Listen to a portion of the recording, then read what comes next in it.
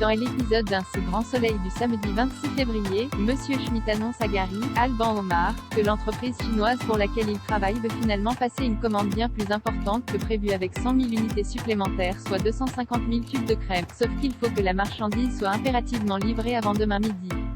Un délai intenable. Pourtant, Gary lui promet qu'il peut le fournir en temps et en heure. Il faut dire que son client a évoqué un plan B grâce à un autre fournisseur.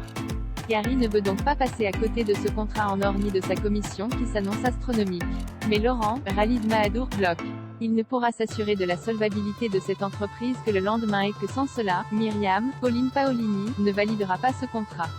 De quoi mettre Gary en rogne. Il lui reproche de vouloir lui mettre des bâtons dans les roues pour faire capoter l'affaire, tandis que le principal intéressé réfute ses accusations.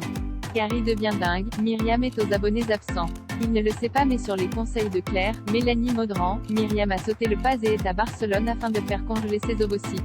Gary finit donc par contacter Elisabeth, Christelle Labaude, pour lui expliquer la situation et lui demande d'appeler Berthier pour débloquer la situation mais elle refuse de marcher sur les plates-bandes de Myriam. Alors que Monsieur Schmidt refuse de rallonger le délai, Gary s'introduit dans le bureau de Myriam et imite sa signature sur le bon de livraison, avant de le transmettre à Henrik. Le service logistique lui confirme qu'ils vont pouvoir honorer la fameuse commande. Mais cela sera-t-il sans conséquence? Yasmine risque gros avec Moro. Yasmine, Soria Moufakir, reçoit un appel de Moro qui exige d'elle qu'elle fasse une nouvelle livraison pour leur trafic de drogue. Sa mission? Remettre le colis de la semaine dernière à un homme qu'elle reconnaîtra grâce à son bonnet vert. Une conservation à laquelle a assisté Gérald Christophe Favre. Il tient donc à l'accompagner afin de la protéger s'il se passe quelque chose. Il souhaiterait que Yasmine impose cette condition à Moro. Mais celle-ci refuse, elle peut se débrouiller seule. Surtout, elle ne veut pas mêler son compagnon à toute cette histoire. D'autant qu'elle sait pertinemment que c'est impossible de négocier avec ce type de personne. Anissa, Siam Falloun, rend quant à elle visite Adris, Aymen Deriachi, en prison. Elle lui annonce avec fierté avoir trouvé un stage dans un cabinet d'avocats mais son frère est peu attentif, perdu dans ses pensées moroses.